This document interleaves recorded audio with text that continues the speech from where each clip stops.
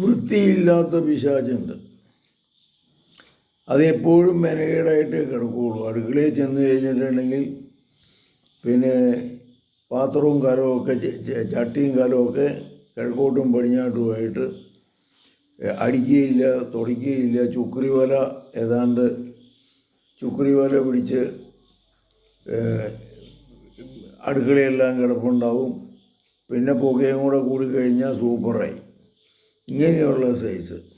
ചില കാരണവന്മാർ പറയുകയും ചെയ്യും, ഇവളൊരു വൃത്തിയില്ലാത്ത പിശാച ഈ തവണ മോൻ കെട്ടിക്കൊണ്ടുവന്നേക്കണേന്ന്. അപ്പോൾ അതൊരു പൈശാചിക ബന്ധനം പോലെയാണ്. അത് അവളുടെ മനസ്സിൻ്റെ അവസ്ഥയാണ്. ഇതിന് നമ്മൾ ഒരു അടുക്കും ചിട്ടയും, കൃത്യസമയത്ത് എഴുന്നേൽക്കുക, കൃത്യസമയത്ത് പ്രാർത്ഥന ചൊല്ലുക, എല്ലാ കാര്യങ്ങളും ഭംഗിയായിട്ട് ചെയ്യണമെന്നുള്ളൊരു താല്പര്യം, പിന്നെ വേണമെങ്കിൽ അമ്മായിയമ്മയും ഭർത്താവും ഒക്കെ ഒന്ന് സഹകരിച്ച് എല്ലാ കൂട്ടവും ഒന്ന് അടുക്കും ചിട്ടയിലുമൊക്കെ വയ്ക്കുക. ഇങ്ങനെയൊക്കെ വെച്ച് കഴിയുമ്പോൾ അടുക്കള ഭംഗിയായിട്ടിരിക്കും. ഒരു അറേഞ്ച്മെൻറ്റ് അത് ചിലരുടെ മനസ്സിലധികം ഇല്ല. പാത്രങ്ങളൊക്കെ വലിപ്പം അനുസരിച്ച് ക്രമമായിട്ട് വയ്ക്കുക. പൊടിപ്പാത്രം മല്ലിപ്പാത്രത്തിനൊക്കെ ഒന്ന് എഴുതി വെക്കുക. മല്ലിപ്പൊടി, മുളക് പൊടി, സാമ്പാർ പൊടി ഇങ്ങനെയുള്ളതൊന്ന് എഴുതി വെച്ച് നല്ല പാത്രമൊക്കെ മേടിച്ച് ഭംഗിയായിട്ട് വെക്കുക.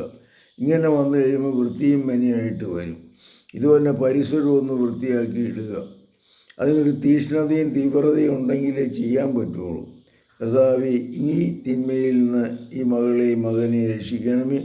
വൃത്തിയും മനയുമായിട്ട് ജീവിക്കാനും കുളിക്കാനും അലക്കാനും കാര്യങ്ങൾ ക്രമമായി ചെയ്യുവാനൊക്കെ പാവരെയും മകന് നൽകണമേ. സുഖപ്പെടുത്തണമേ, ശക്തിപ്പെടുത്തണമേ, ധൈര്യപ്പെടുത്തണമേ, പ്രാർത്ഥനാ ചൈതന്യത്തിൽ വളർത്തണമേ.